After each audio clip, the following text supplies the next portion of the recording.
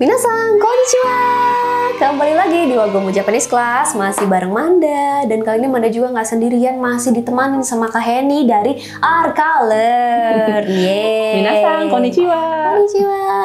Jadi kali ini kita akan lanjut lagi pembahasan. Buat yang belum nonton, yang video pertama ya, langsung tontonin dulu biar paham ini kita mau ngomongin apa sih. Karena di video kedua ini topik kita juga nggak kalah menarik ya Kak ya. Betul. Kali ini kita akan bahas tentang switching ya, karena banyak nih di antara teman-teman yang pengen switching dari program magang ke SSW alias Tokte Gino nih. Kayak gimana sih? Dan kita akan bedah di podcast hari ini. Gaya banget ya podcast hari ini.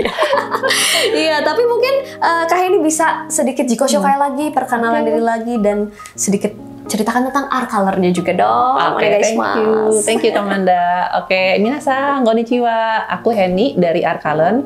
Kita adalah platform untuk pelatihan dan juga penyaluran kerja, tapi khusus nih buat Tokte Gino dengan jalur mandiri. Mantap, itu intinya jalur mandiri. Banyak yang pengen kan. Nah, jadi buat yang belum nonton video sebelumnya, tonton dulu karena di situ ada info yang lengkap banget sih seputar Tokte Gino jalur mandiri ini, guys. So, di video kali ini kita akan bahas tentang switching ya. Karena ternyata banyak ya dari sebagian peserta kita nih. Kan di kita juga ada kelas nih Kak ya, kayak kelas akselerasi gitu. N4 cuma 15 hari di J-Class ini ada beberapa yang memang di sana tuh magang. Jadi lulusan kita ini magang. Tapi mereka di sana gimana ya, selain kesulitan berkomunikasi nih Kak ya dengan orang-orang Jepang, beberapa di antara mereka juga memang berniat untuk nge-switch nih. Aduh, aku tuh pengennya langsung ke Tokte Gino aja, nggak mau magang lagi, kayak gitu Kak. Jadi fenomena itu terjadi nih sekarang. Tapi masalahnya mereka belum lulus N4 atau JFT kayak gitu. Saran dong menurut Kakak sendiri, sebaiknya apa sih yang mereka harus lakukan sekarang gitu? Langkah awalnya tuh apa supaya bisa mulai nge-switch lah mungkin ya ke visa TG, gimana sih? Oke, jadi kalau dari magang ke TG itu bisa banget. Bisa banget ya? Nggak pulang juga bisa. Nggak pulang jadi juga langsung switchnya di sana. Gitu. Tapi gimana gitu kan? Maksudnya caranya yang penting tuh teman-teman lancar bahasa Jepangnya. Itu bahasa Jepang harus lancar. Nomor satu, karena pasti ada interview dong. Iya, bener banget. Gitu kan. Jadi ketika interview itu udah lancar. Nah, buat yang magang mau ke TG di bidang yang sama nih, Kamanda. Jadi misalnya kalau Kaigo terus ke Kaigo lagi, itu tidak dibutuhkan sertifikasi. Bahasa Jepangnya nggak perlu JFT ataupun N4 tuh nggak perlu. I see. Nah, yang dibutuhkan cuma satu, Senmokyu-nya. Nah, itu harus ada. Nah, kalau itu udah ada, bisa langsung switch ke TG. Langsung, tanpa apapun? Tanpa pulang ya. Tanpa pulang. Kalau administrasi tetap ada ya. Tetap ada. Ya. Cuma memang itu bisa. Gitu. Tapi kalau ternyata mau ganti karir nih, tadinya pindah bidang mau, ya? Pindah bidang mau dari apa ke apa, nah itu wajib harus ada N4 dan harus ada Tokte Gino-nya, SSW-nya. I see. Gitu, karena pindah bidang. Jadi memang sebenarnya penting banget untuk punya N4 juga ya. Itu wajib punya sih ya zaman sekarang, apalagi yang memang cita-citanya pengen ke sana kerja Tokte Gino lagi, udah pasti jadi syarat utama ya Kak ya. Banget. Nah, itu. Jadi sarannya adalah kejar dulu bahasa Jepangnya ya. Dan katanya aturan visa magang Jepang sendiri tuh katanya sih akan berubah ya. Iya. Sempat dengar nggak sih Kak? Betul, ada gosip-gosip tuh si visa magang tuh nanti bakal ditiadakan dan ganti dengan program magang lainnya, tapi seperti itulah. Nah, itu gimana sih? Itu bakal seperti apa ya? Mungkin ada info-info dari Kakak, dengar-dengar. Gosip-gosip ya, tapi bukan gosip sih, fakta. Fakta Ya, nih? gitu ya. Jadi kalau secara keputusan bulat gitu ya pemerintah Jepang, itu memang Ginoji Susei magang yang sekarang itu akan diganti. Nah, jadi bukan lagi Ginoji Susei, tapi akan diganti jadi Ikusei Suro namanya. Bedanya apa sih gitu ya? Kenapa itu seperti itu? Karena memang pemerintah Jepang juga udah ngerti banget nih. Oh, di Ginoji Susei itu belum ada persyaratan resmi bahwa harus ada sertifikat N berapanya, sehingga banyak menimbulkan miskom dan masalah kan. Nah, itu juga menjadi concern dari pemerintah Jepang. Nah, makanya akhirnya mau diganti menjadi Ikusei Suro, di mana tujuannya nih adalah untuk human resource development. Nah, jadi benar-benar ke arah situ. Dan mungkin ya nantinya aku harus ada minimal N5 mungkin seperti itu. Tapi kan belum keluar peraturan resminya ya. Gitu. Tinggal tunggu aja nanti kita kepoin. Karena masih masih proses juga ya menuju si transisi ya. Masih transisi gitu teman-teman. Makanya jadi ada yang mungkin masih tetap stay di magang gitu ya, atau memang ada yang pengen langsung nge-switch ke TG kayak gitu kan. Makanya jadi sekarang kita ngobrol-ngobrol nih seperti ini ya. Oke, kalau yang sekarang udah di Jepang, berarti tadi dibilang juga kalau misalkan mau nge-switch langsung tuh bisa tanpa pulang asal bidangnya sama gitu. Betul. Oke, kalau bidangnya beda? Nah, itu tetap harus ada sertifikasi, interview juga pasti akan lebih berat ya, karena kan kita udah terbiasa misal 3 tahun magang di sana dengan kosakata dan percakapan seputar industri tersebut. Betul. Nah, begitu kita pindah ke industri yang berbeda kan mesti belajar lagi ya kosakatanya nih, percakapan-percakapannya nih apa nih. Nah, itu tuh yang menantang sih. Yang menantang gitu. Makanya tetap dibutuhkan N4 ataupun A2 dan SSW-nya. SSW jadi pulang dulu ya. Ya, kalau misalnya mau pindah bidang, sebenarnya kalau kita bisa ngambil SSW di sana, bisa ngambil TG di sana, bisa banget. Oh, sebenarnya bisa aja ya? Bisa. I see. Ngambilnya di sana tapi ngambilnya di sana, ujiannya di sana. Gimana menurut kalian, mending pulang dulu atau di sana aja? Nah, itu mungkin beda-beda, setiap orang punya pendapat ya, enaknya seperti apa. Dan kalau sekarang nih, proses dan biaya yang mungkin diperlukan ya, mungkin lately gitu, untuk switching dari visa magang ke visa Tokte Gino, berapa sih?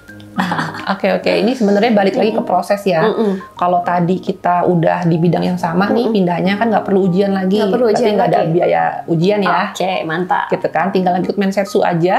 Dan begitu ikut mensetsu, ya paling kita memperbarui visa. Biaya visa pasti ada. Biaya visa ya paling ya. Biaya visa itu ada. Gitu. Dan mungkin ada biaya-biaya administrasi lain yang ditetapkan oleh kedutaan mungkin untuk pindah administrasinya. Oke, udah kebayang ya, dicatat jangan lupa.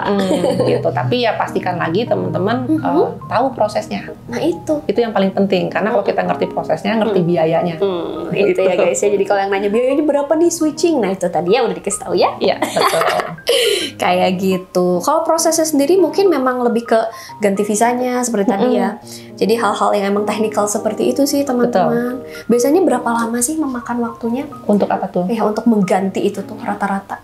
Tergantung yang beda bidang gitu. Biasanya berapa lama? Paling cepat aja. Paling cepat ya tergantung sih, sebenarnya banyak faktor yang mempengaruhi ya. Ada faktor dari kelengkapan dokumen, kita sebagai pencari kerja ya, ada juga kelengkapan dokumen yang dari perusahaannya, iya sih, bener dan ya. juga antrian. Banyak faktor, antrian kan, baik itu antrian di imigrasi, maksudnya untuk COE dan lain-lain, memperbarui visa itu ada antrian. Tapi rata-rata sih sebulan, 2 bulan lah. Sebulan 2 bulan bisa lah ya, paling cepat segitu teman-teman. Jadi bisa diperkirakan untuk nge-switch tuh selama apa.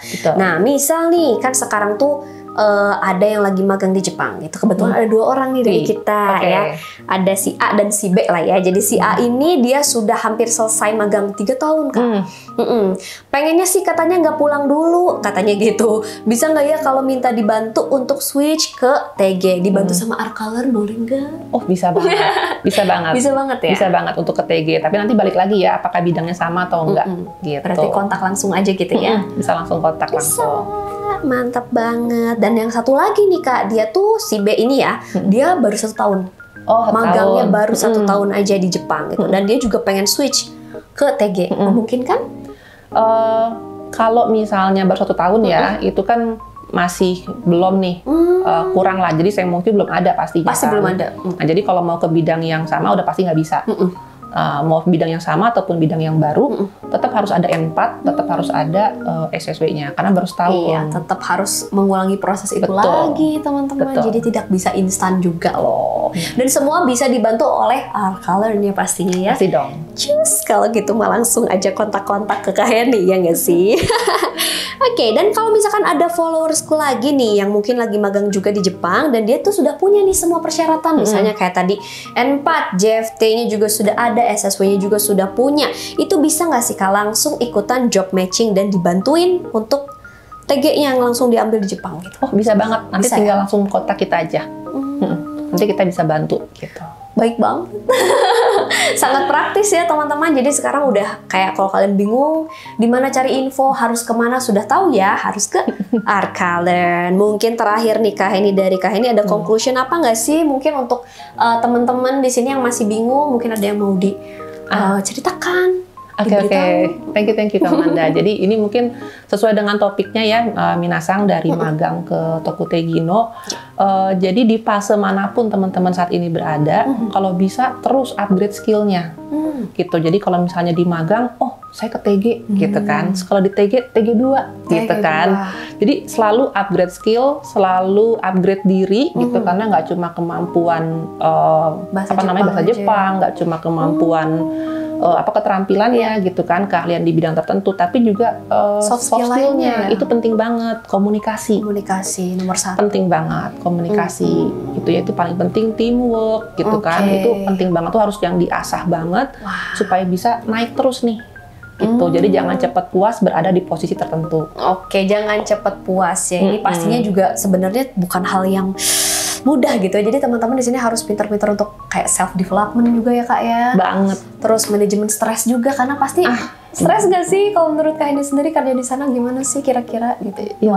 Ya pasti ya, budayanya kan beda ya. Beda ya. Kalau di sana kan kerja ya Amanda. Kalau kita kan kalau kerja datang pagi nih. Asik ya gitu ya. Enak tuh bakwan gitu kan. Tadi sarapan apa? Kalau di sana kan nggak bisa begitu. Bisa, ya? Udah nggak bisa tutup ya gitu ya. Jadi kerja serius. Gitu. Mungkin buat teman-teman yang introvert seneng ya. Bener banget. Tapi kalau buat yang extrovert, tolong. Begitu istirahat makanya langsung nah itu pasti juga rata-rata kerjanya ya. Betul. Belum lagi kalau ada zanggyo mungkin yang lembur ya guys ya. Waduh. Tapi itulah, jadi kan udah tahu ya bocoran-bocoran prosesnya. Memungkinkan atau enggaknya kalian udah tahu juga, dan tingkat stresnya kayak gimana udah kebayang juga ya sama kalian ya. Jadi kalau yang masih punya pertanyaan, masih penasaran juga, bisa langsung tanya di kolom komen atau DM juga ke Artcolor-nya langsung. Boleh, silakan banget. Ada nomor WhatsApp-nya di sini dan juga bisa kontak Instagram-nya di sini guys. Oke? Nah, thank you banget Kak Heni. Makasih atas waktunya udah menjelaskan buat aku dan teman-teman J Family di sini. Dengan senang hati. Thank you banget. Dan buat teman-teman semua jangan lupa buat like, comment, share, and subscribe biar nggak ketinggalan info-info lainnya seputar bahasa Jepang dan perjepangan. Kalau gitu kita akan ketemu lagi di video berikutnya. Kita pamit. Dadah. Mata nih.